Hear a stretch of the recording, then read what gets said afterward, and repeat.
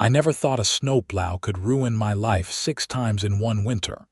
But here we are, standing in my front yard watching the HOA's driver reverse his truck for what I swear is the 6th collision with my fence this season. My name is Frank O'Sullivan, and I had moved to Riverside Estates in Columbus, Ohio, 3 years ago thinking it would be the perfect place to settle down. The neighborhood looked pristine in the brochures, with its manicured lawns and coordinated mailboxes. What they did not mention was the iron-fisted HOA board, led by a woman named Patricia, who treated every minor violation like a federal crime. I had dealt with her nonsense before, warnings about my grass being a quarter-inch too tall, complaints about my car being parked in my own driveway overnight, the usual suburban nightmare fuel. But this winter had brought an entirely new level of absurdity into my life. The first time the plow hit my fence happened in early December. I woke up at 6 in the morning to the sound of splintering wood and scraping metal. By the time I threw on my coat and ran outside, the plow was already rumbling down the street, leaving behind 3 destroyed fence panels and a trail of snow mixed with wood fragments. The driver did not even stop. I called the HOA office that same morning, my coffee still steaming on the kitchen counter as I waited on hold for 20 minutes listening to elevator music. When someone finally picked up, it was Brenda, the office manager who always sounded like she had just woken up from a nap. Riverside Estates, HOA, how can I help you? This is Frank O'Sullivan on Maple Ridge Drive. Your plow driver just destroyed part of my fence this morning. I need someone to come look at the damage and arrange repairs. There was a pause, some typing on a keyboard. Let me pull up your account. Okay, Mr. O'Sullivan. Can you describe the damage? I walked to the window, phone pressed to my ear. 3 fence panels completely destroyed, wooden posts snapped, boards scattered across my lawn. The plow hit it and kept going. I will file a report and have someone from the board reach out to you within 3 business days. 3 business days turned into a week, and when Patricia finally called me, her tone suggested I was somehow inconveniencing her by having my property damaged. Mr. O'Sullivan, I reviewed the incident report from December 4th. Our plow driver, Dale, says he did not hit your fence. He says the fence was already damaged and you are trying to blame the HOA for pre-existing issues. I felt my jaw clench. That fence was perfectly fine before your driver plowed through it. I have photos from the day before showing it intact. Do you have video evidence of the actual collision? No, I was asleep. It happened at 6 in the morning. Then I am afraid without concrete proof, we cannot accept responsibility. However, I am sending you the contact information for a fence repair company. You will need to handle the repairs yourself and ensure they meet HOA standards. We have very specific guidelines for fence appearance and materials. The call ended before I could respond. I spent the next 2 days getting quotes for repairs, eventually paying $800 out of pocket to fix what the HOA had clearly destroyed. The new panels looked identical to the originals, matching the rest of the fence perfectly. 2 weeks later, it happened again. Same time, same sound, same result. I actually made it outside fast enough to see the plow disappearing around the corner, but not fast enough to get a plate number or clear identification. 4 panels destroyed this time, and one of the main support posts had cracked at its base. This time, I went directly to the HOA office in person. The office was located in a small building near the neighborhood entrance, decorated with faux plants and motivational posters about community spirit. Patricia was there, sitting behind a desk with a nameplate that read, Patricia Henderson, Board President. She was exactly what you would picture when someone says HOA President, mid-50s with a severe haircut and reading glasses on a chain around her neck. "Mr. O'Sullivan, what brings you in today? Your plow driver hit my fence again. 4 more panels destroyed. This is the second time this month." She folded her hands on the desk. "Did you get video evidence this time?" "I am installing cameras this weekend, but that is not the point. Your driver is clearly incompetent or not paying attention. This needs to stop. Our driver has been plowing this neighborhood for 5 years without incident. Perhaps the issue is your fence placement. Is it possible your fence extends beyond your property line into the HOA easement?" I pulled out my phone and showed her the survey documents from when I bought the house. "My fence is 18 inches inside my property line. It is nowhere near any easement. Your driver is just careless." Patricia barely glanced at the documents. "I will speak with Dale about being more cautious. In the meantime, you should consider repositioning your fence further from the street, for safety purposes. I should not have to move my fence because your employee cannot drive properly. That is your choice, Mr. O'Sullivan. But the HOA is not accepting liability for damage to structures that may be improperly positioned relative to snow removal operations." I left that office angrier than I had been in years. That weekend, I installed 3 security cameras covering different angles of my front yard and fence line. High definition, motion-activated cloud storage. If this happened again, I would have undeniable proof. It happened again 2 weeks into January. The cameras caught everything. At 5:43 in the morning, the plow came down Maple Ridge Drive, moving at a reasonable speed. But instead of staying in the center of the road, the driver angled toward the curb near my property. The blade caught the corner of my fence and ripped through 5 panels before the driver corrected course and continued down the street. The footage was crystal clear, showing the truck number painted on the side and even capturing the driver's face through the windshield. I downloaded the footage immediately and drove straight to the HOA office as soon as they opened. Brenda was at the front desk again. "I need to speak with Patricia immediately. She is in a board meeting right now. Do you have an appointment? Tell her Frank O'Sullivan is here with video evidence of her plow driver destroying my fence." Again. That got her attention. She picked up the phone, spoke quietly for a moment, then nodded at me. "She will see you in 5 minutes. I waited, watching the clock on the wall tick by.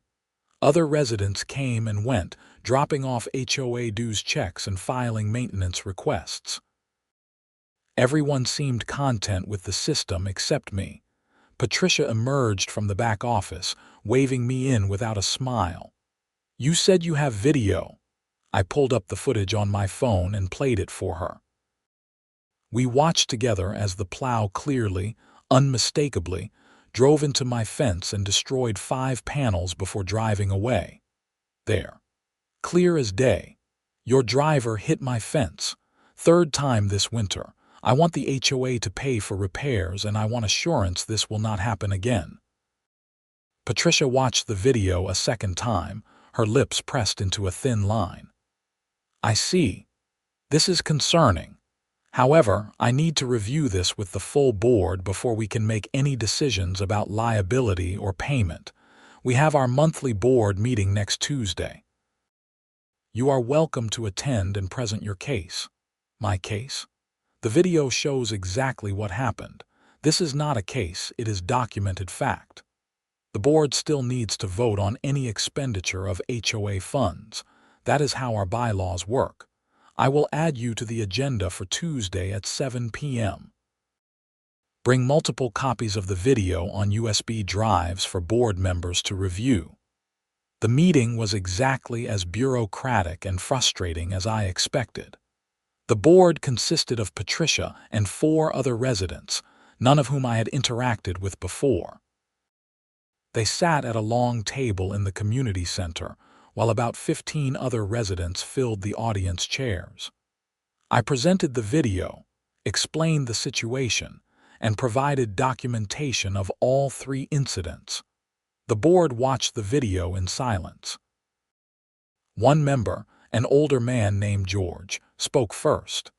The video clearly shows our plow making contact with Mr. O'Sullivan's fence.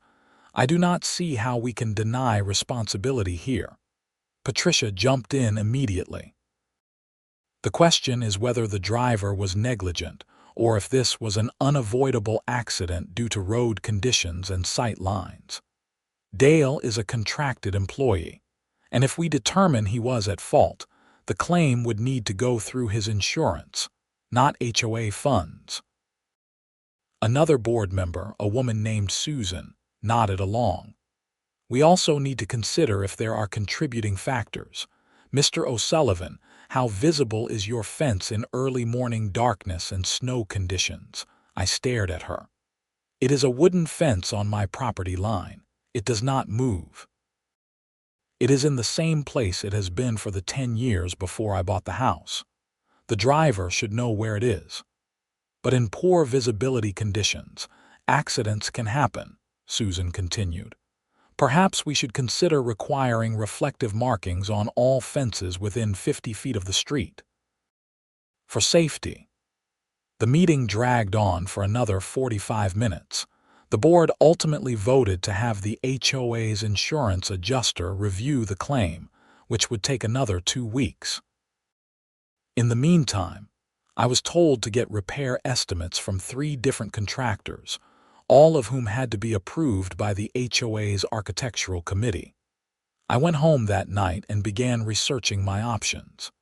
The repairs from 3 incidents had already cost me nearly $2,000. My homeowner's insurance had a $1,000 deductible, making claims pointless.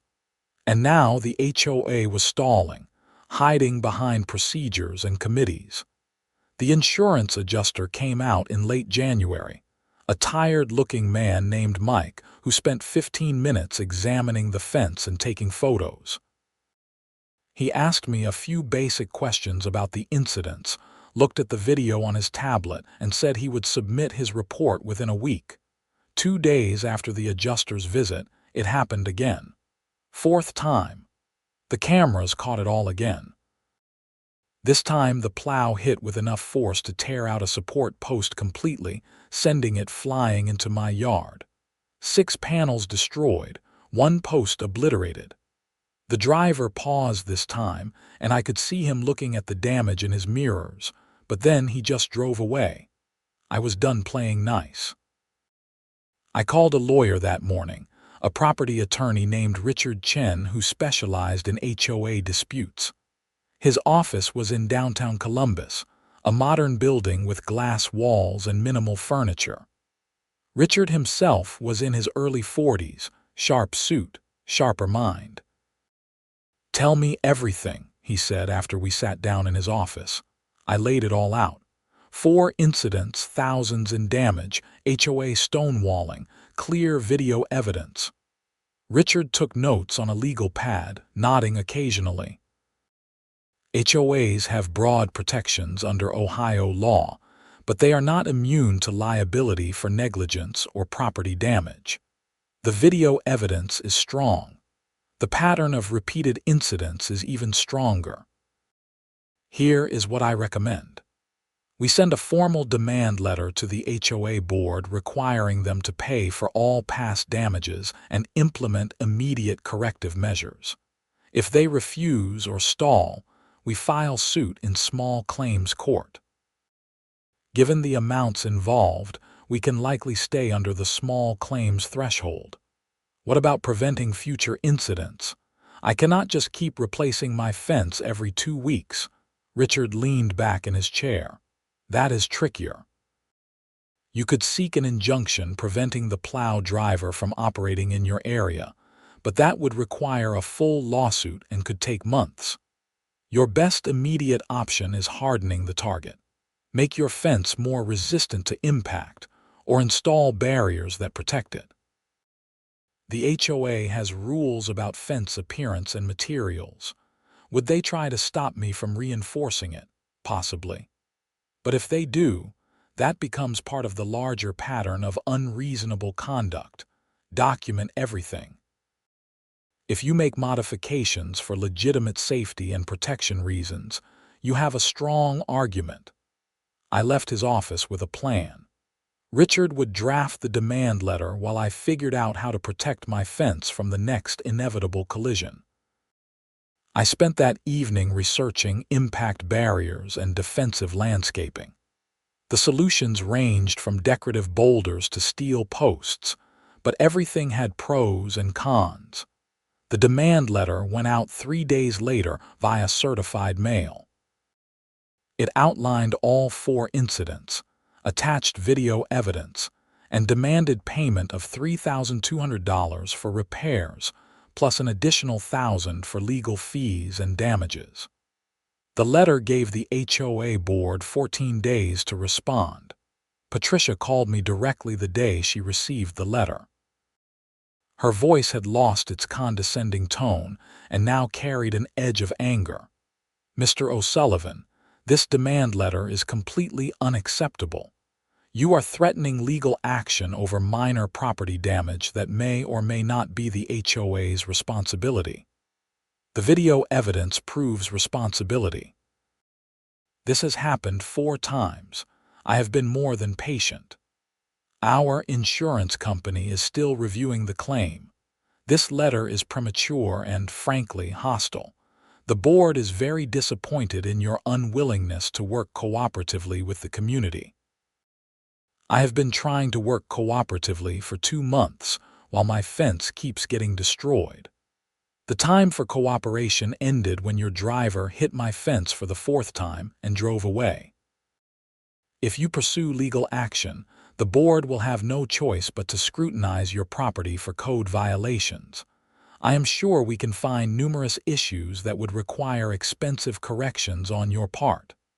There it was. The threat. Are you seriously threatening to retaliate against me for seeking compensation for documented property damage? I am simply reminding you that all residents are expected to maintain their properties according to HOA standards. Good day, Mr. O'Sullivan. She hung up. I immediately called Richard and told him about the conversation. "Perfect," he said. "Document that. Write down everything she said while it is fresh in your memory. If they follow through on that threat, it becomes evidence of retaliation, which significantly strengthens your case." The 14-day deadline came and went with no payment and no formal response beyond Patricia's phone call. Richard filed the small claims lawsuit on my behalf, suing both the HOA and Dale Patterson, the Plow driver, for damages. The filing fee was minimal, and the court date was set for 6 weeks out. In the meantime, I decided to take defensive measures. I spent a weekend researching concrete barriers and finally found what I was looking for: decorative concrete bollards designed for commercial landscaping. They looked attractive, like thick cylindrical planters, but were actually solid reinforced concrete filled with steel rebar. Each one weighed about 400 pounds and stood 3 feet tall. I ordered 6 of them. The bollards arrived on a Friday afternoon in February, delivered on a flatbed truck. The delivery driver used a small forklift to unload them onto my driveway. My next-door neighbor, a friendly guy named Tom, came over to see what was happening. "What are those for?" he asked, eyeing the massive concrete cylinders. "Protection. The HOA plow keeps hitting my fence. I am putting these in front of it as a barrier." Tom winced. "Man, that has been you. I heard the crashes a few times but did not realize it was a regular thing. That is insane." 4th time this winter. I am done replacing fence panels. Patricia is going to lose her mind when she sees these. I am past caring what Patricia thinks. I spent the weekend positioning the bollards. I placed them about 3 feet in front of my fence, spaced evenly along the section that kept getting hit. Each one required digging a shallow depression to nestle it into, ensuring it would not roll or shift. By Sunday evening, I had 6 gleaming white concrete bollards forming a protective line in front of my fence. They actually looked nice, decorative, and substantial without being ugly. The next morning, I received a violation notice in my mailbox. That was fast. The notice, printed on official HOA letterhead, stated that I had installed unauthorized structures without architectural committee approval and had 72 hours to remove them or face daily fines of $50. I scanned the notice and emailed it to Richard with a note. Retaliation Exhibit A. Richard called me an hour later. They are walking right into it. Do not remove the bollards. Let them fine you. Every fine they issue is more evidence of retaliation and unreasonable conduct. Plus, their own bylaws likely have an appeals process for violations. Use it. I filed an appeal that afternoon, citing the repeated property damage and my right to take reasonable protective measures. The appeal would be heard at the next board meeting in 2 weeks. In the meantime, the bollards stayed exactly where they were. 2 days after I installed the bollards, we got hit with a massive snowstorm. 10 inches fell overnight, and by morning the roads in Riverside Estates were buried. I watched from my window as the plow made its rounds through the neighborhood. When it finally came down Maple Ridge Drive, I had all 3 cameras recording and I stood in my living room window with my phone ready. The plow approached at normal speed, blade angled to push snow toward the curb. The driver clearly did not notice the bollards or did not realize what they were.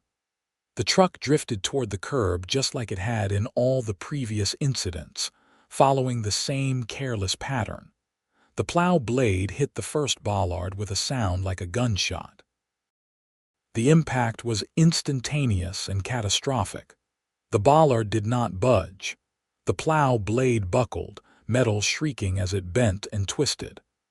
The sudden resistance caused the entire truck to lurch sideways, and I heard the transmission make a grinding howl.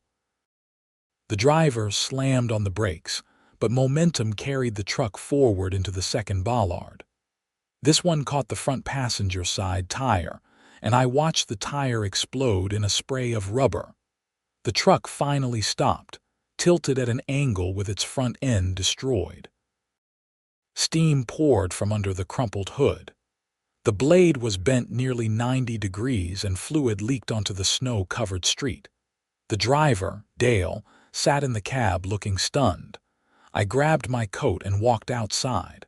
Several neighbors emerged from their houses, drawn by the noise. Tom jogged over from next door. "Holy crap, Frank, that truck is totaled." The driver's door opened and Dale climbed out, a man in his 50s with a gray beard and an orange safety vest. He stared at his destroyed truck, then looked at my bollards, then at me.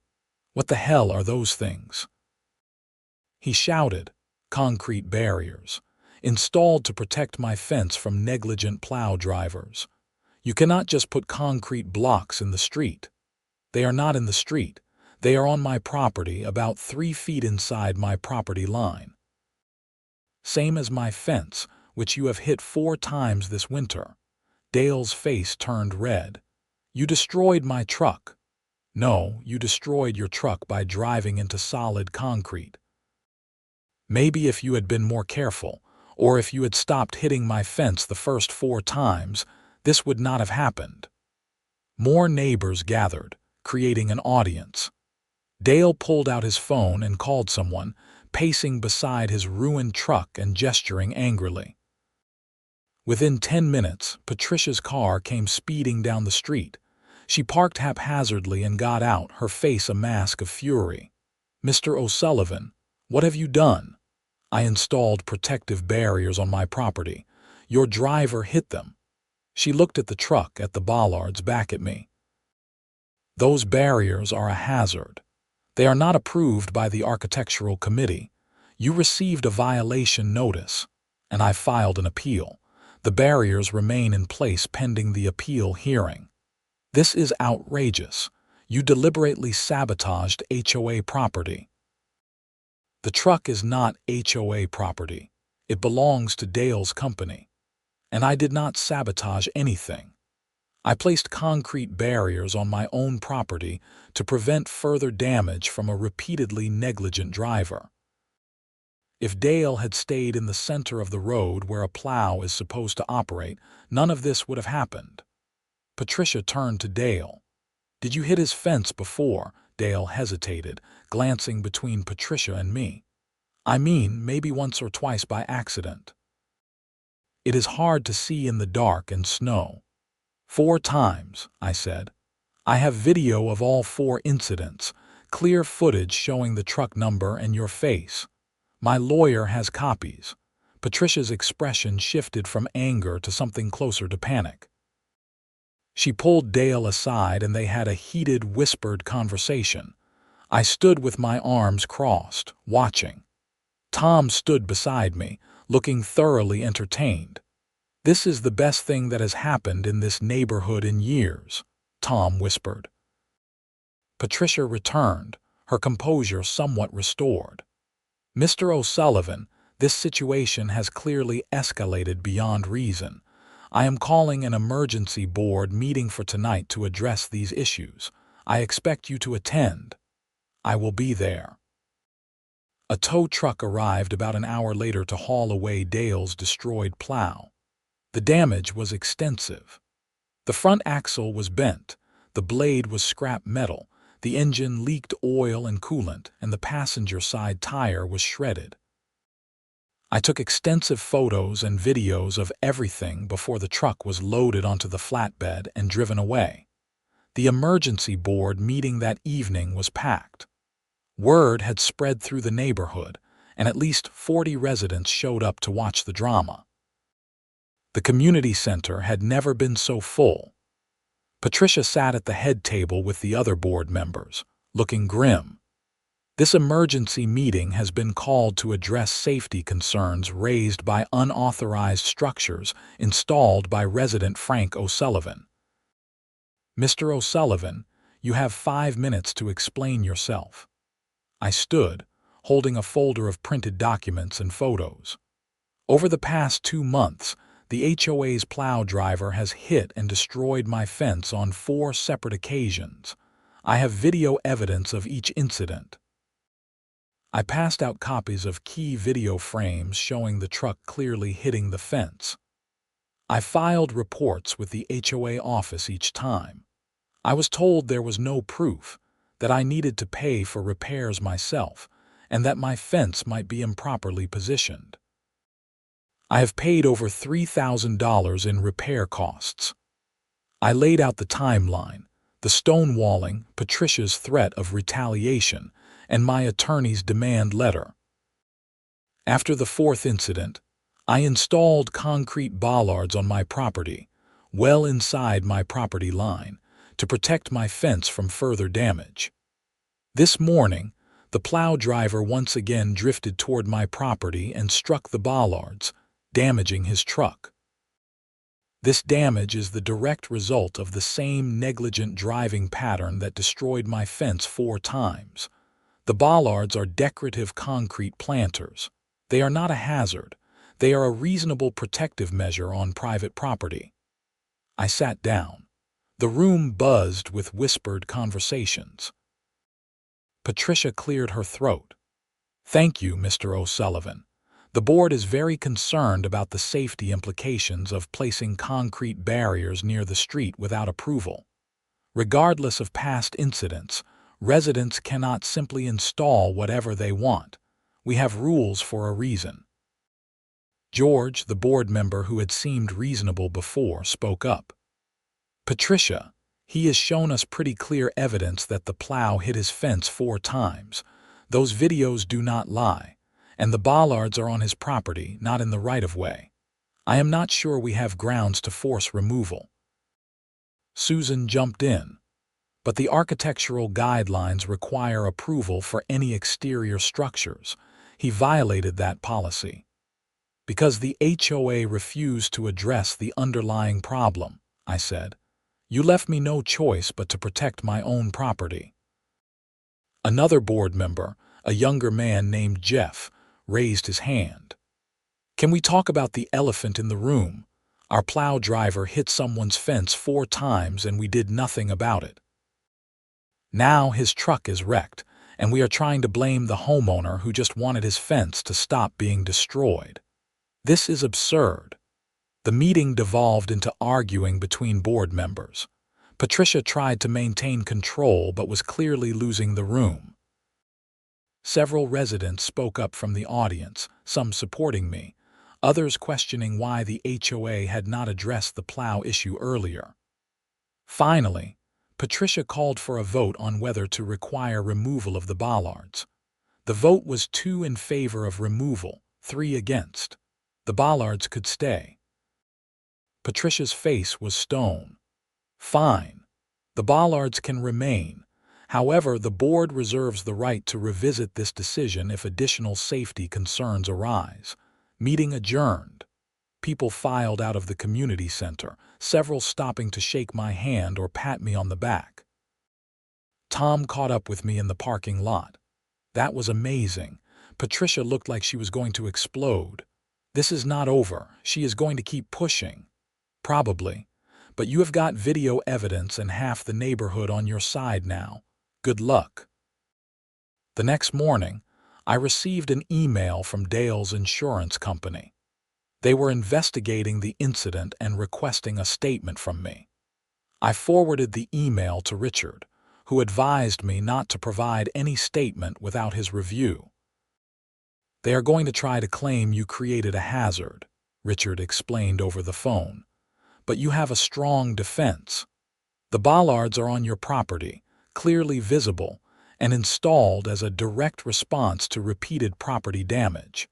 Just let me handle communications with the insurance company.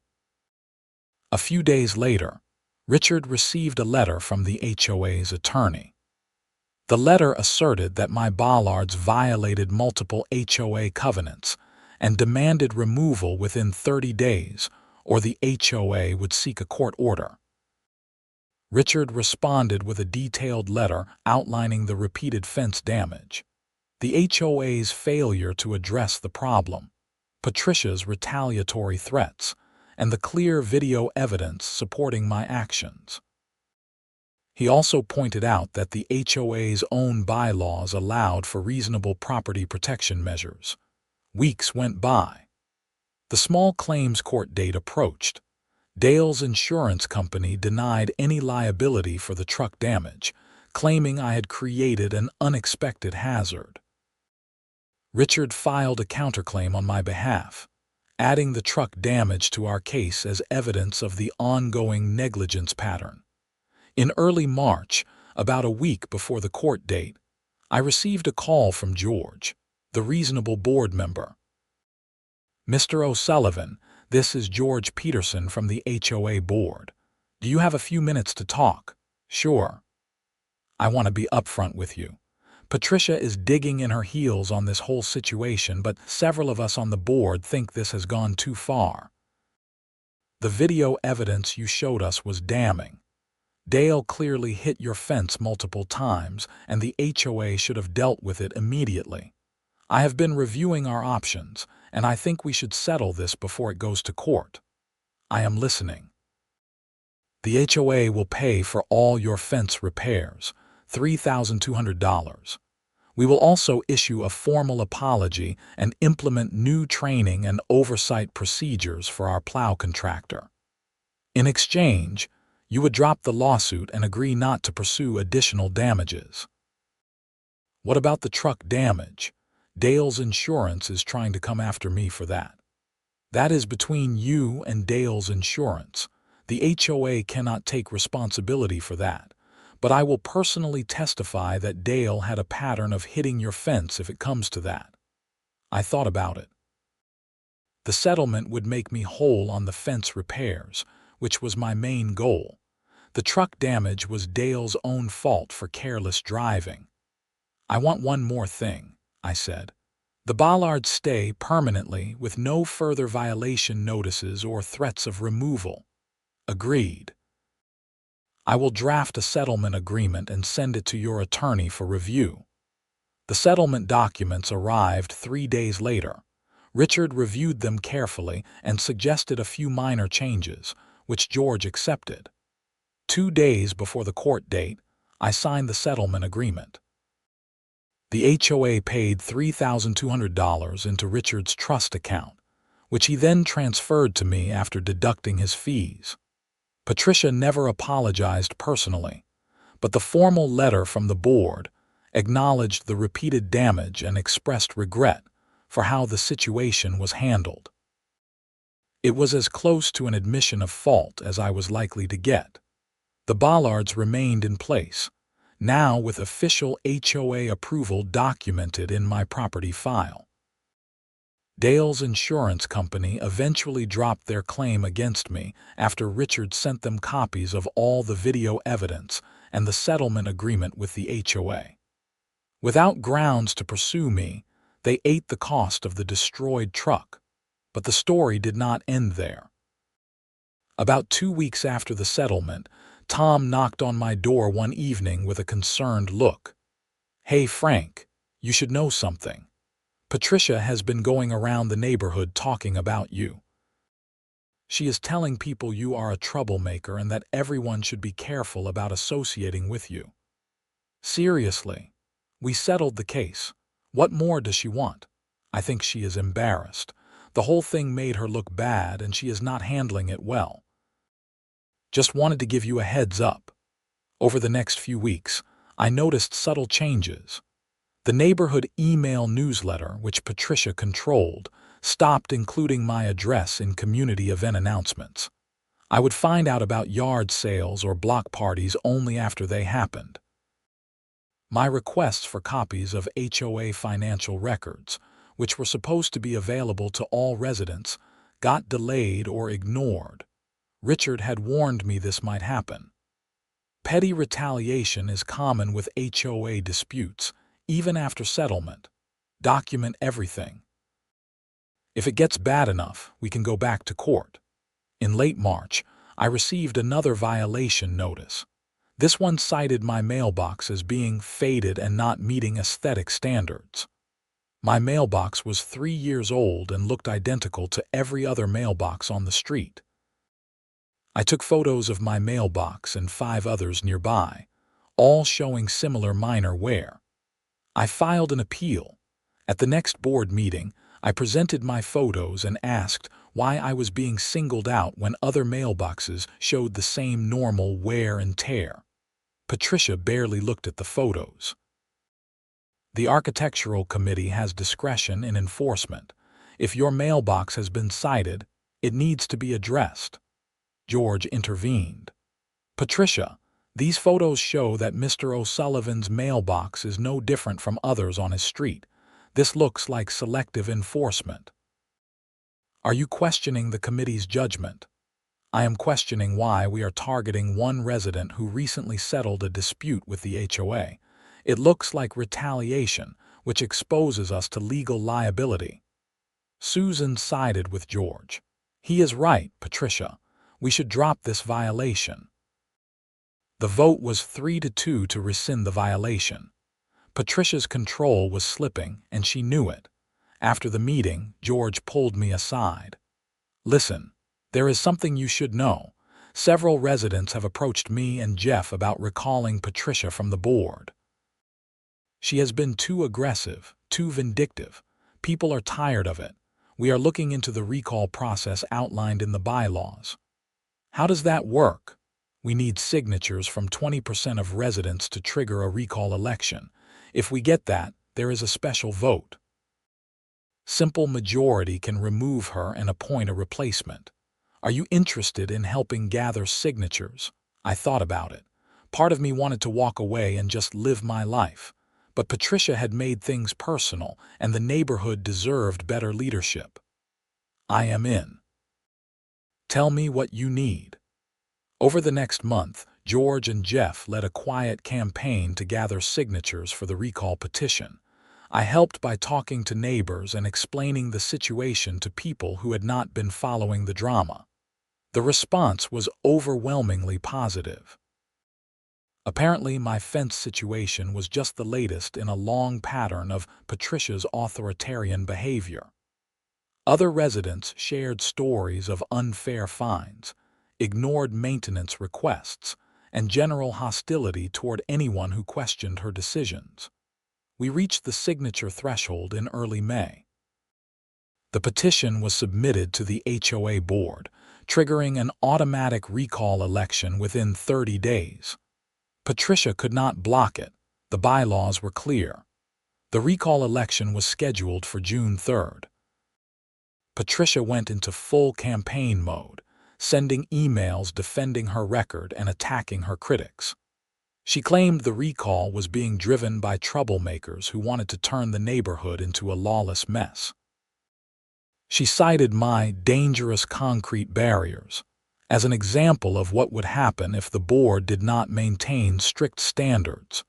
George ran for Patricia's seat as part of the recall. His platform was simple: reasonable enforcement of rules, transparency in HOA operations, and treating residents with respect. He had my vote and the votes of most people I talked to. The election was held in the community center on a Tuesday evening.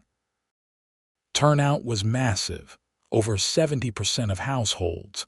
I had never seen so many neighbors in one place. We voted by paper ballot, depositing them into a locked box. The count took about an hour, supervised by a neutral third party hired for the purpose. The results were clear.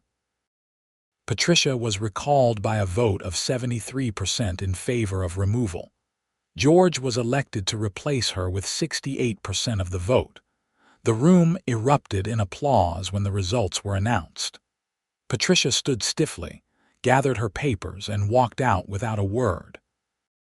The change in HOA leadership was immediate and dramatic.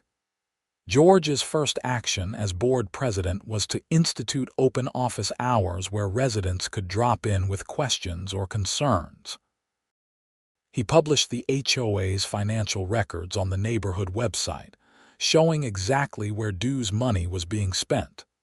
And he fired Dale's Plow company, hiring a new contractor with better training and oversight.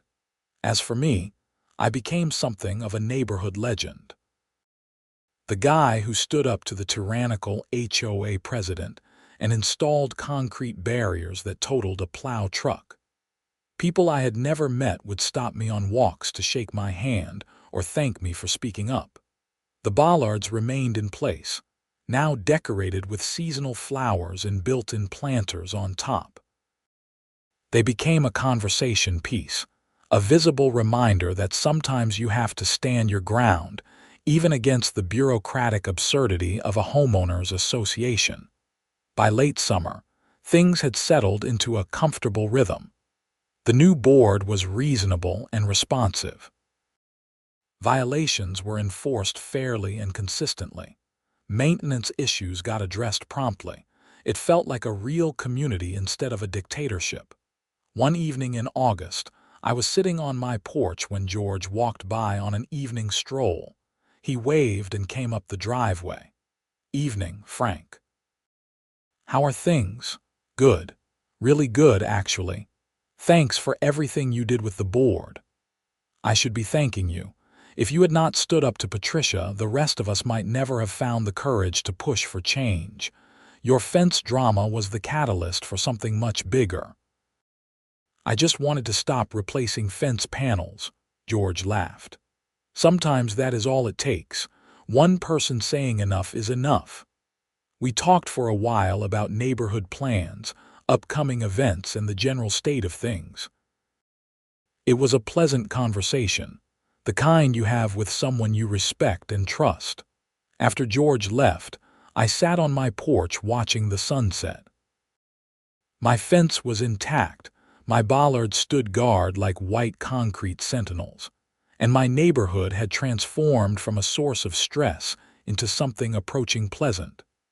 The whole saga had taught me something important about standing up for yourself. HOA, employers, institutions of all kinds rely on people not pushing back, not asking questions, not demanding accountability. They count on you accepting their authority and their version of events.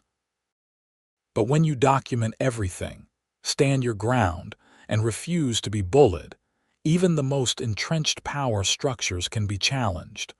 My concrete bollards had done more than protect my fence. They had become a symbol of resistance against arbitrary authority. They were proof that sometimes the best defense is a solid barrier that refuses to budge no matter how hard someone pushes against it. I never had another problem with plow drivers, fence damage, or unreasonable HOA violations. The neighborhood thrived under new leadership. And every time I looked at those bollards, I remembered that standing up for yourself, even in the face of organized opposition, is always worth it. The legal aftermath took a few more months to fully resolve. Dale's Plow Company went out of business shortly after losing the HOA contract. Apparently my incident was not their only problem. I learned through neighborhood gossip that Dale had multiple complaints from other communities about property damage and poor service. My bollards had just been the final straw. Dale himself tried one more approach through his lawyer. They sent a demand letter claiming negligence on my part for creating an attractive nuisance and hidden hazard. Richard responded with a letter so thoroughly documented and legally precise that Dale's lawyer withdrew the claim within a week. The 3-foot-tall white concrete bollards positioned on private property in clear view were neither attractive nuisances nor hidden hazards. They were exactly what they appeared to be, barriers designed to protect property from impact. The insurance companies eventually settled among themselves. Dale's commercial vehicle insurance paid out for the truck damage, likely categorizing it as an at-fault accident.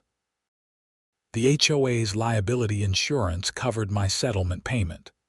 Everyone involved moved on except Patricia, who apparently was still bitter about the whole thing. I ran into Patricia once more, several months after her recall. I was at the grocery store in late October, loading bags into my car, when she pulled into a nearby parking spot. We made eye contact. She got out of her car and walked over, and for a moment, I thought there might be a confrontation. But instead, she just looked at me with an expression that was hard to read. "I hope you are happy," she said quietly. "I am sorry it came to all that. I just wanted my fence to stop getting destroyed. You destroyed the order of that neighborhood. Do you understand that? Rules exist for a reason. When people stop following them, everything falls apart. The rules were being enforced selectively and unfairly. That is what needed to change." She shook her head. "You will see. Give it time. Without strong leadership, the neighborhood will decline.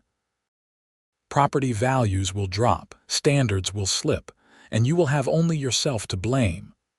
I guess we will find out." She walked away without another word.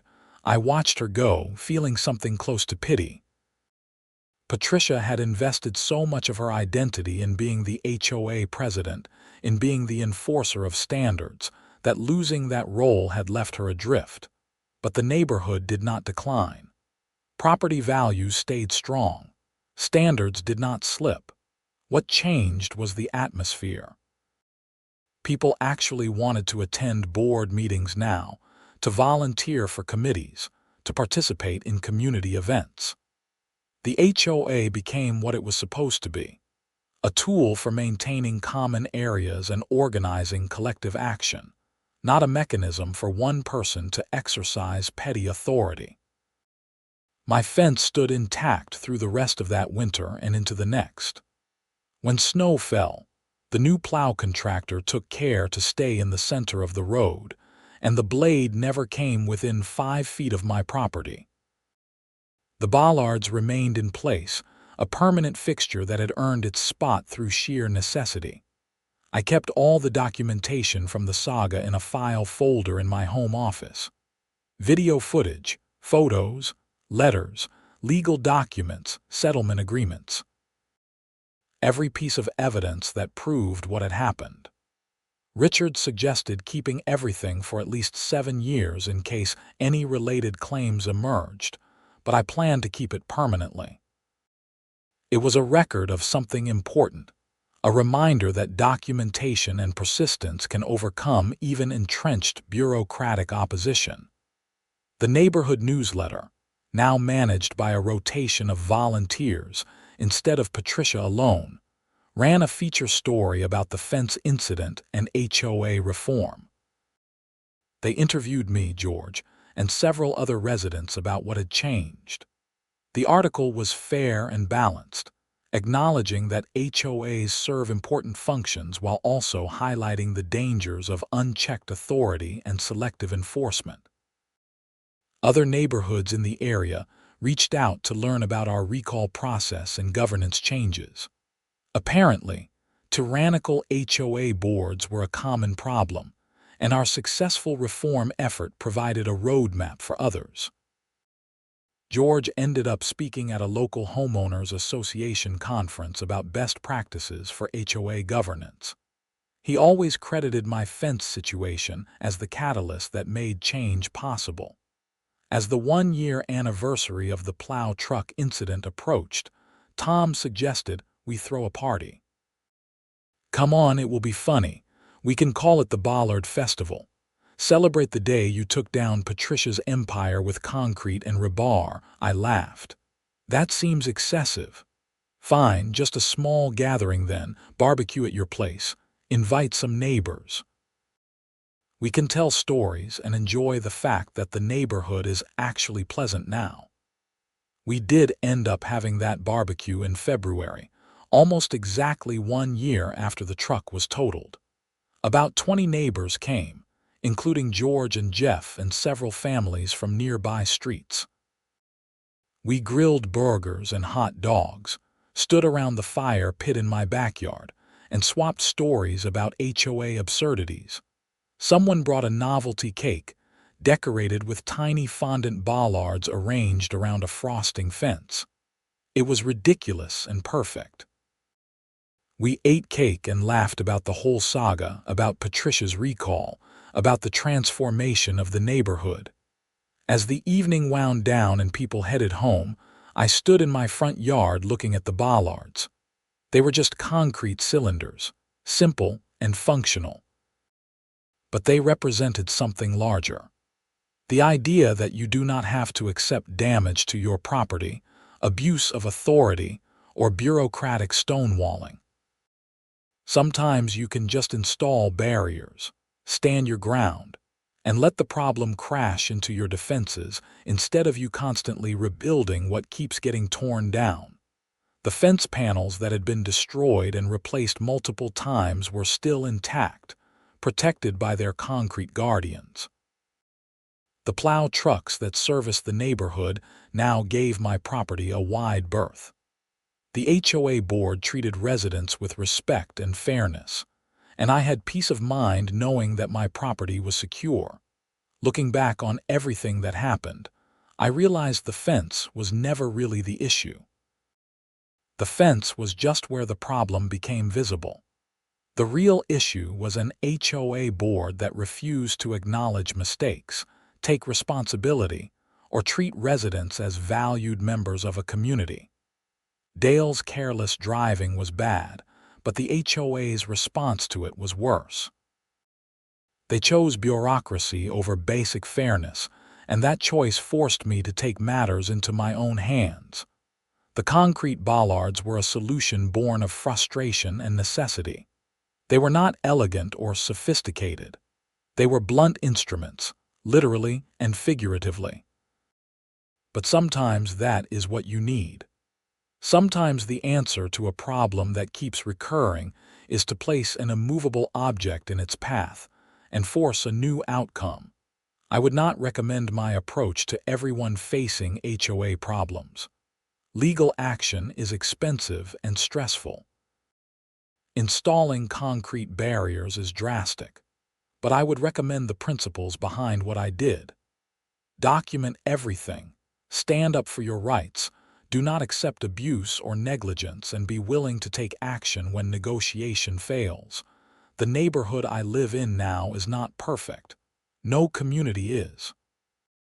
But it is better, measurably and noticeably better than it was before. People smile and wave. Disputes get resolved through communication instead of violation notices. The board operates transparently.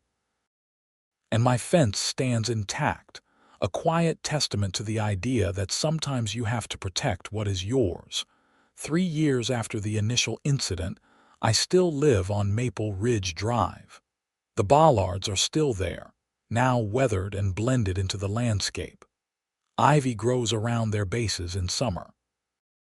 Snow piles up beside them in winter. They have become part of the scenery, so familiar that new residents probably do not even think about why they are there. But I remember. Every time I look at them, I remember the sound of splintering fence panels, the frustration of dealing with Patricia's stonewalling, the satisfaction of watching the plow crash into immovable concrete, and the relief of finally getting resolution. I remember what it felt like to be gaslit and threatened by the organization that was supposed to serve homeowners. And I remember what it felt like to fight back and win. The story of my fence and the HOA became neighborhood legend, told and retold with varying degrees of accuracy. Some versions are exaggerated, others simplified. But the core truth remains. A resident stood up to an abusive HOA board, documented everything, took reasonable protective measures, and ultimately helped transform the community for the better. If there is a moral to this story, it is this: authority figures and institutions count on you not pushing back. They rely on your exhaustion, your assumption that fighting is not worth it, your reluctance to make waves. But when you stand your ground with facts and documentation and reasonable action, you can change outcomes. You can hold people accountable. You can protect your property and your rights. My concrete bollards protected more than just my fence. They protected the principle that homeowners deserve respect, that HOAs must operate fairly, and that repeated negligence has consequences. The plow truck that got totaled was a symbol of careless disregard for other people's property. Its destruction forced a reckoning that was long overdue. I never set out to be a neighborhood activist or HOA reformer. I just wanted my fence to stop getting destroyed. But sometimes small acts of self-defense ripple outward into larger change. Sometimes refusing to accept the unacceptable becomes the spark that motivates others to speak up. And sometimes concrete barriers serve purposes beyond their physical function. My fence stands intact today, bordered by bollards and protected by better HOA leadership. The story of how it got that way is written in legal documents, video footage, and the collective memory of a neighborhood that learned to demand better from those in authority. It is a story about standing up for yourself when institutions fail you. It is a story about the power of documentation and persistence. And it is a story about 6 concrete bollards that totaled a plow truck and changed a community. I suppose if Patricia were telling this story, it would sound very different. She would talk about a difficult resident who refused to follow procedures, who installed unauthorized structures, and who contributed to the destruction of HOA property. She would paint herself as a dedicated volunteer trying to maintain order in the face of chaos. But Patricia lost the right to frame the narrative when she chose retaliation over accountability. History is written by those who document everything and persist until justice is served. The bollards remain, solid and immovable. My fence remains, intact and protected.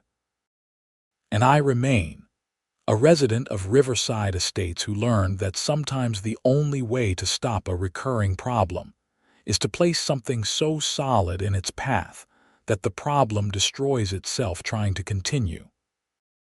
That lesson applies to plow trucks, HOA boards, and any situation where negligence and authority combine to harm people who just want to live their lives in peace. This is not a story about revenge. It is a story about protection, accountability, and the lengths one person will go to defend what is theirs. The fact that Dale's truck got totaled and Patricia got recalled from the board were not my goals. They were inevitable consequences of their own choices and actions. I just installed barriers and stood behind them. Everything else followed from there. In the end, my fence saga taught me that you are not powerless against institutional dysfunction. You have tools, documentation, legal rights, reasonable self-defense measures, and the ability to rally others who share your concerns. You just have to be willing to use them, even when the institution tells you not to. Especially when the institution tells you not to. The 6 concrete bollards standing in front of my fence are more than barriers. They are monuments to the idea that sometimes you stop asking permission and start taking action. They are reminders that solid defenses beat empty promises. And they are proof that when you stand your ground, you might just change the ground everyone else stands on too.